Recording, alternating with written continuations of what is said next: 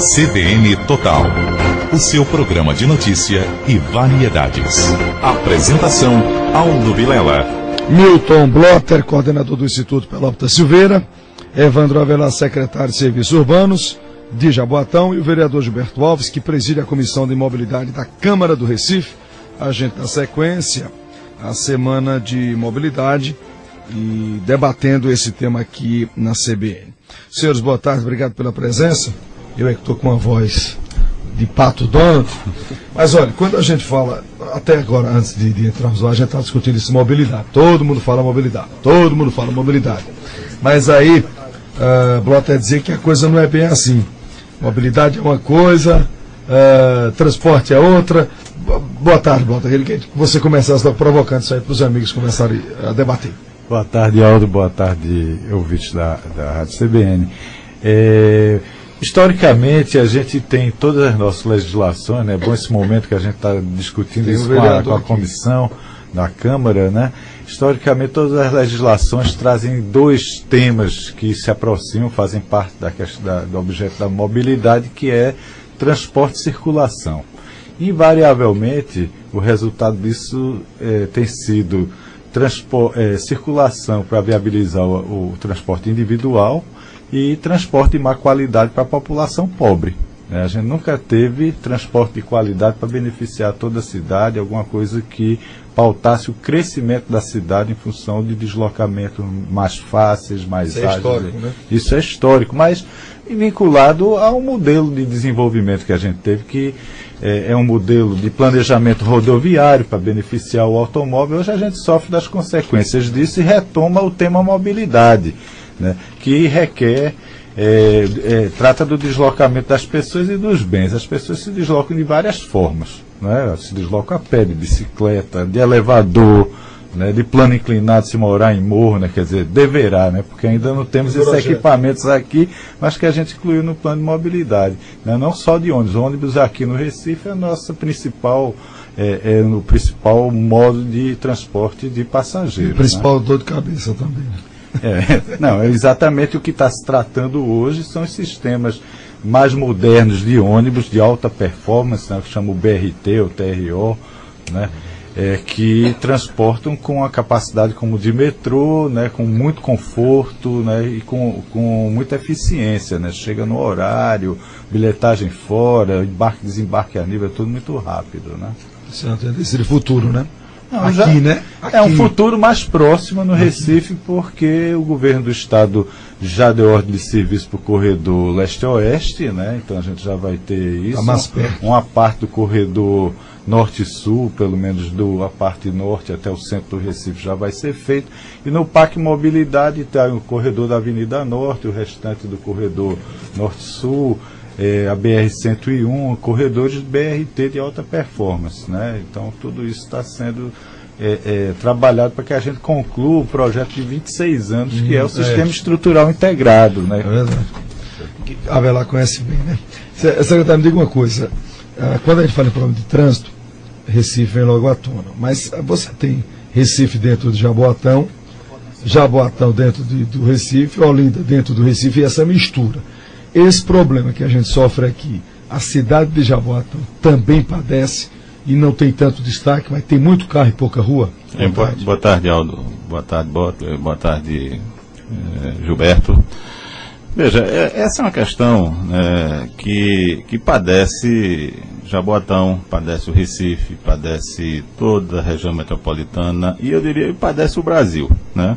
Não existe no Brasil, né, uma política nacional, né, de transporte de massa. Cada cidade construiu, né, ao seu modo, com as suas prioridades, alternativas, soluções, mas que elas não foram, vamos dizer assim, incentivadas, não foram financiadas, né, numa ação articulada pelo governo, pelos governos federais, pelos governos da União. Você tem bons exemplos, assim, por exemplo, Curitiba, uma cidade que investiu nesse assunto, saiu na frente, construiu bons corredores inteligentes, informatizados, isso há muito tempo atrás.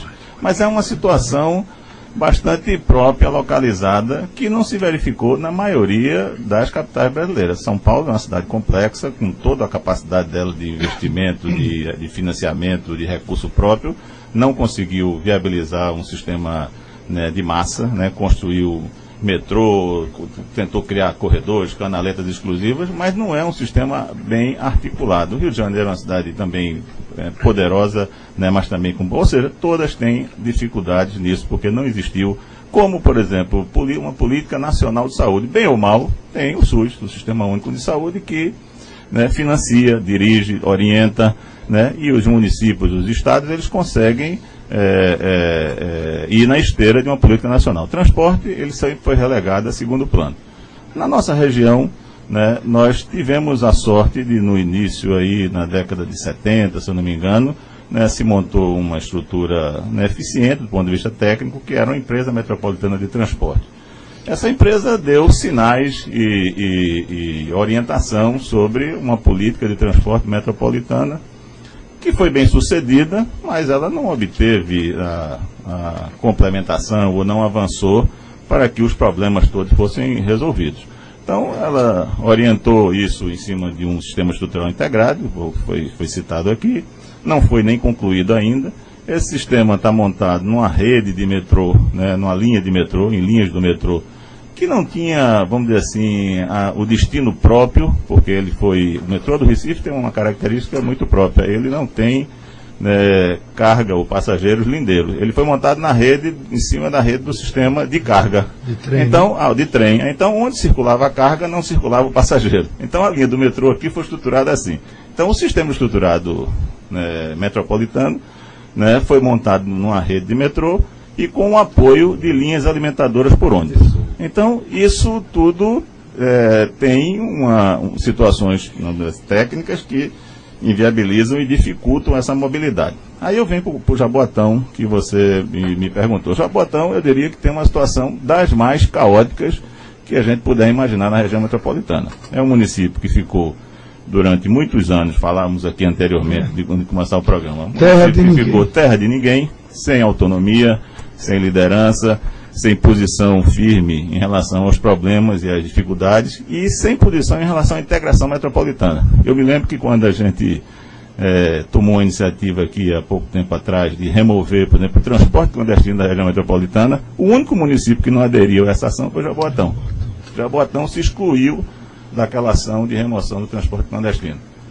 Recife, né, apoiou, Olinda apoiou, Paulista apoiou, todos apoiaram e Jaboatão ficou fora. Então Jaboatão, né, ficou numa situação crítica em relação a esse assunto. Uma rede interna de transporte municipal absolutamente degradada, né, está sendo reestruturada agora, não era sequer cadastrada, então isso está sendo tratado nesse momento. Nós fizemos uma ação... Qualquer um botava carro aí. Qualquer um botava carro. Quando nós assumimos lá, o atual prefeito Elias assumiu, nós tínhamos mais de 500 veículos clandestinos ainda circulando dentro dos regulamentados, vamos chamar assim, placas clonadas, duplicidade, etc, etc, etc. Você vai falar numa questão, né? Nenhuma lógica, desintegração completa, a rede metropolitana, né, elas não se comunicavam, então isso tudo gerava uma desordem muito grande. Então, nós tomamos algumas medidas em relação a isso. E estamos, assim, num momento próspero e num momento bastante oportuno de reestruturar, ou de estruturar, não digo nem reestruturar, mas de estruturar um sistema. Zero, né? Pegou do zero, tem essa vantagem, de estruturar um sistema. Nós estamos tratando de uma rede municipal, estamos nos integrando ao consórcio metropolitano, criando uma rede integrada da metropolitana com a rede municipal, tendo o momento assim próspero da inauguração ou da construção dos terminais da linha sul do metrô, né, estão sendo construídos nesse momento. Prazeres está sendo construído pelo governo do estado, Cajueiro está sendo construído pelo governo do estado, e a ligação com o cabo, com o SUAP, e a ligação que nós estamos querendo intensificar, a ligação com Jaboatão Centro na antiga linha ferroviária. Então, Jaboatão tem, embora uma situação bastante precária, passa a ter uma perspectiva, eu diria, muito boa, melhor do que, inclusive, talvez até a própria cidade do Recife, né, de ter um sistema de transporte melhor estruturado. né, linhas do metrô. As 3 linhas do metrô passam em Jaboatão. Você tem a linha que vai agora para Japapucaba, a linha que vai para o TIP e a linha que vai para Jaboatão Centro. As 3 linhas principais, as 3 linhas do metrô estão dentro de Jaboatão, servem diretamente a Jaboatão.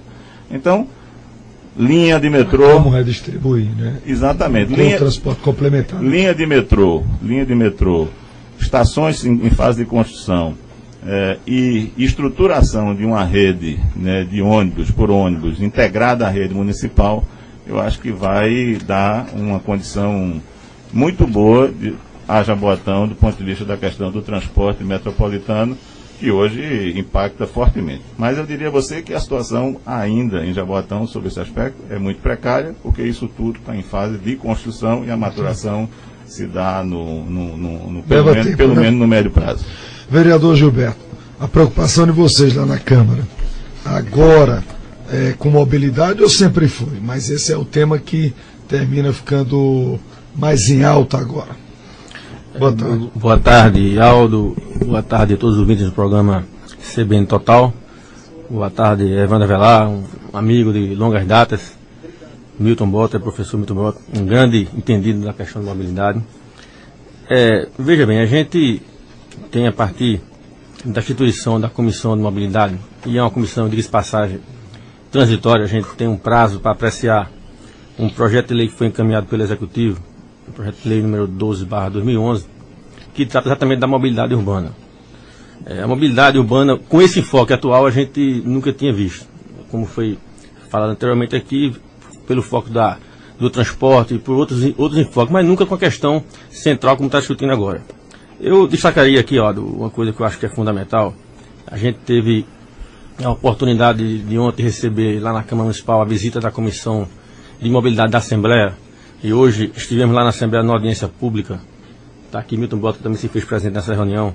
E a gente destacar que, nesse momento, a gente percebe que há um interesse, até por força da vontade da sociedade, com a cobrança da sociedade, há um interesse muito forte dos executivos municipais, dos diversos municípios da região metropolitana, uns mais e outros menos comprometidos, bem como das câmaras municipais.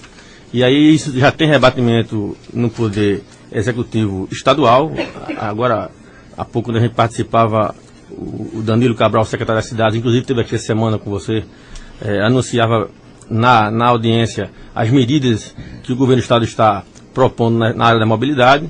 E a gente percebe que, a partir de agora, as forças públicas, de uma forma geral, os entes públicos, seja do legislativo e do municipal, começa a se envolver na questão da mobilidade com muito mais cuidado, e aí podendo dar uma atenção específica ao reclamo da população. A gente fala de mobilidade, já dizia Milton Coelho, ou Milton Botler, mobilidade, o direito de ir e vir, é o deslocamento das pessoas e dos bens, mas no contexto maior.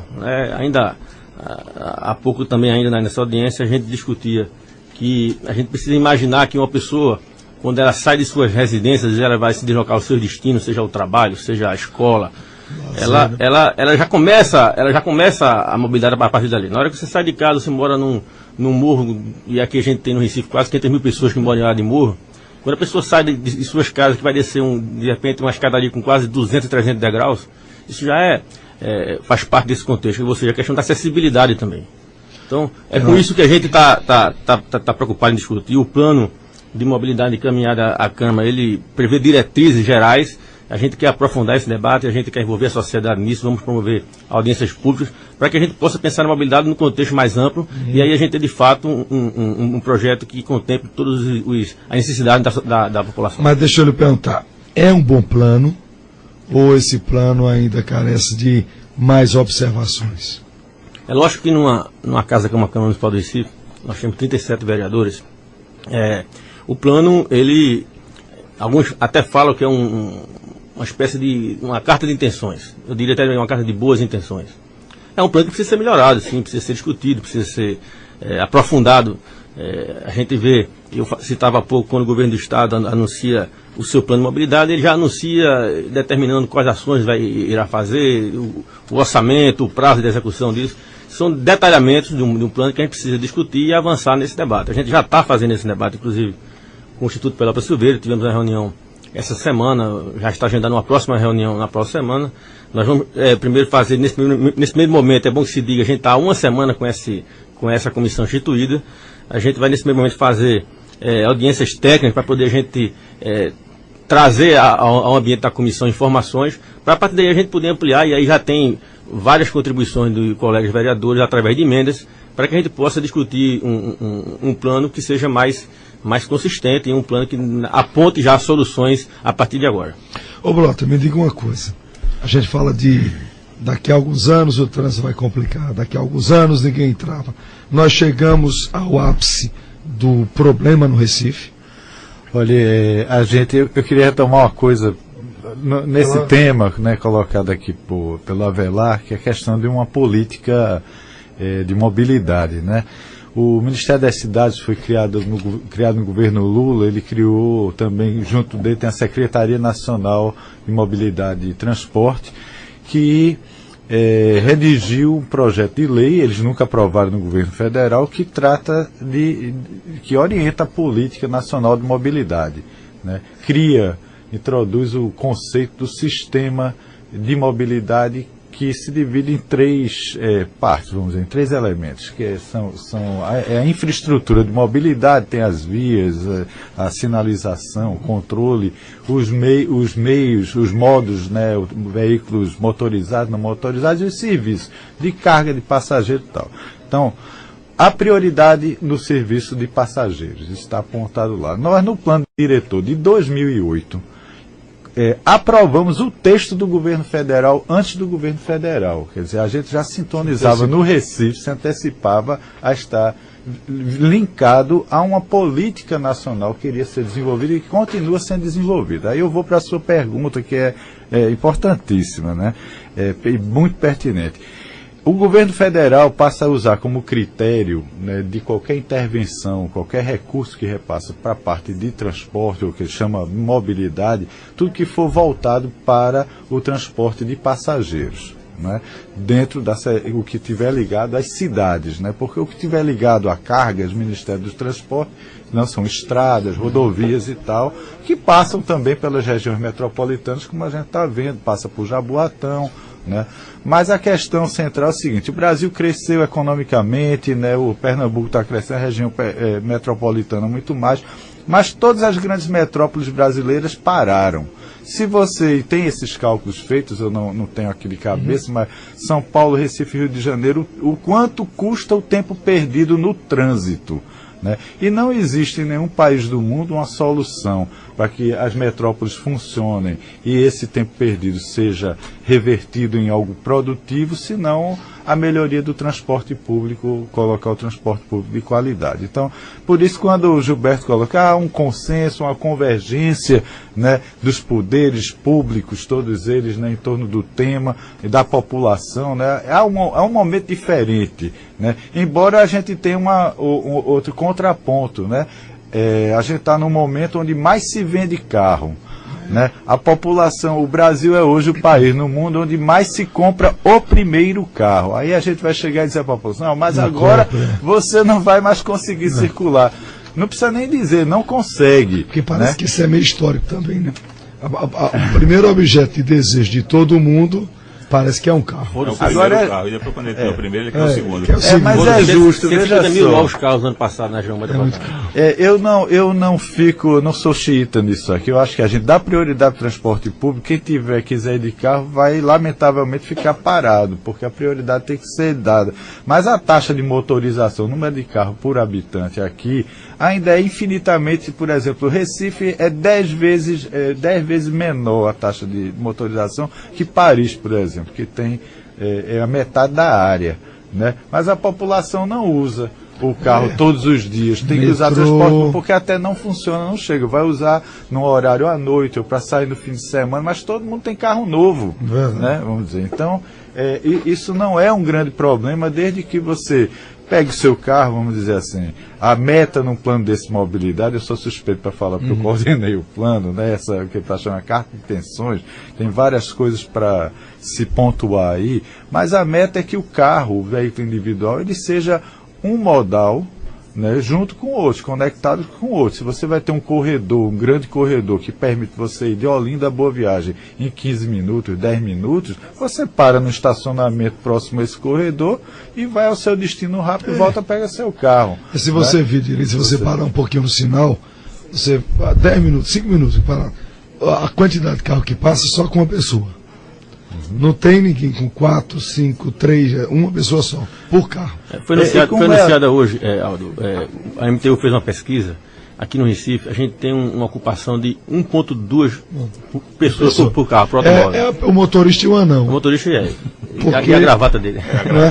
Diga. Aí você veja uma coisa importante que o Avelar falou, porque ele falou do metrô, né? Ele tem razão, o metrô quase todo lá em Jaboatão é um grande patrimônio, é privilegiado, mas a gente que está no Recife tem o metrô que chega na estação Recife Central, tá aqui, a gente tem o metrô, mas para a gente o metrô é para a nossa região sul. Né? Para o restante do território do município tem outros modais que a gente vai usar. E o metrô faz parte, é um troncal, o troncal metroviário faz parte dos troncais do Sistema Estrutural Integrado. Né? E hoje é que você está fazendo as estações de integração. Se você quiser saber detalhes assim, mais, não sei se é exatamente, mas para a Copa do Mundo você vai ter um upgrade aí do número de composições que vai servir o metrô Sul. Porque hoje você chega de ônibus na estação. A linha pra gente é a Sul, né? É a Sul que vai. A Sul vai receber. Não, mas a Sul vai receber mais porque está ligada ao setor hoteleiro, né? Então, em relação à Copa, ela terá mais alimentação. A outra já tem mais, né? Mas o que eu queria dizer assim, hoje nessa linha Sul, por exemplo, um ônibus chega na estação a cada 6 minutos, em média, assim, 4, 6 minutos. E o metrô, a composição passa a cada 15. Então a população busca outras alternativas, porque não há essa eficiência. Né? E as estações de integração não estão construídas, né? Falou agora. Mas é exatamente por conta disso, Milton. Como as estações não estão construídas, você não tem alimentação que justifique um maior número de composições. Né? Porque o passageiro lindeiro, chamado passageiro lindeiro, ele não tem demanda para uma frequência menor do que essa. Que 15, né? Menor que 15. Inclusive, o metrô, a Estação Sul, eu acho que ele foi corretamente implantado e colocado em operação. Eu conversei na época, eu acho que o superintendente do metrô era Sileno, né? E ele fez essa argumentação que eu achei correta, né? Não temos demanda, mas nós precisamos colocar em operação e forçar a construção das estações. Então, na hora que a estação tiver... o aeroporto eu acho que está bem avançado, né?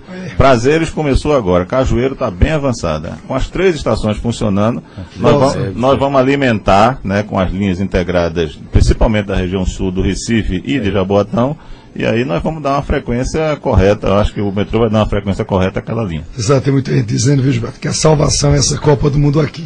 E se não fosse a Copa é que está empurrando para que essas obras aconteçam. Mas isso é uma oportunidade no mundo inteiro, né? Todos os grandes eventos forçaram crescimento e investimento pesado nas cidades. A Copa é um bom marco temporal para a gente dizer o que é que tem que estar pronto até lá. Mas se você pegar, por exemplo, o Parque Mobilidade, porque a Copa do Mundo tem... No Recife, a Via Mangue, o corredor leste-oeste vai ser feito pelo governo do estado e uma parte do corredor norte-sul. Essas são as obras que serão entregues para a Copa do Mundo.